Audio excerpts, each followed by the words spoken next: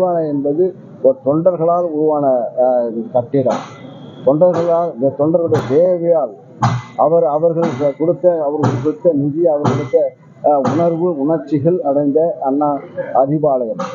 இந்த அறிவாலயத்தை பற்றி யூடியூப் அரசியல், வாட்ஸ்அப் அரசியல் இதுதான் சிலர் நடத்துகின்றார்கள்.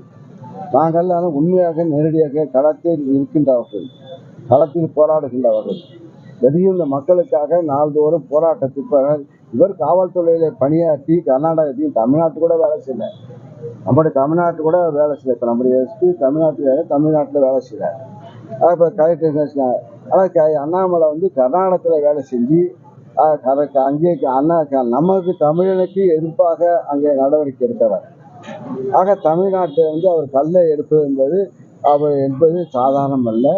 ஆக இது உணர்ச்சி மிகுந்த உணர்ச்சியுள்ள கூட்டம்.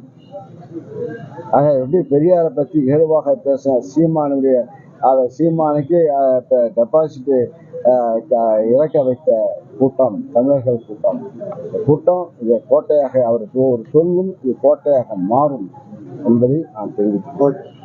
பிள்ளைகளை நம்பி ஸ்கூலுக்கு அனுப்ப முடியல. ஸ்கூலுக்கும் பரவாயில்ல, மழலை பள்ளி கூட அனுப்ப முடியல, கிண்டர் கார்டன் ஸ்கூல்ல கூட அனுப்ப முடியல. 1வது படிக்குது 2வது படிக்கிற பொண்ணு கூட பாலியல் தொல்லை.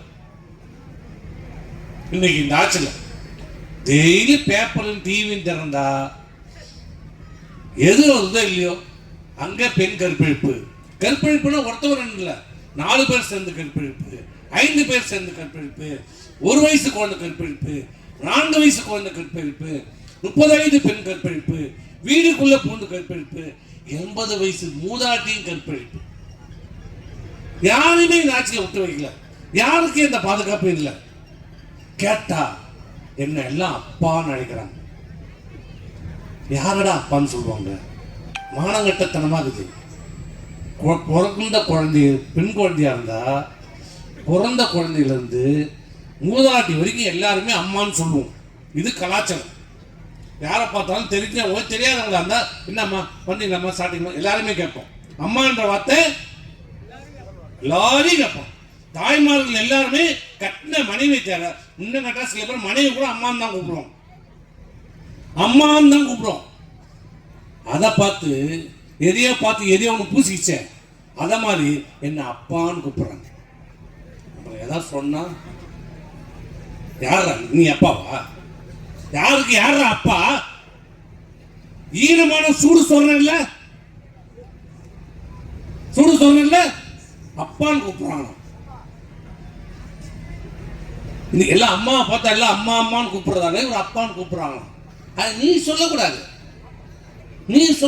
மக்கள் சொல்லணும்.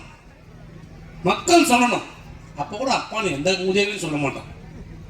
எந்த மானம் உள்ள ரோஷம் இன்னொருத்தனை பார்த்து அப்பான்னு சொல்லவே மாட்டான். அது அர்த்தமே வேற. இது அர்த்தமே வேற. சொன்னா எனக்கு ஒரு கேஸ் போடுவான்.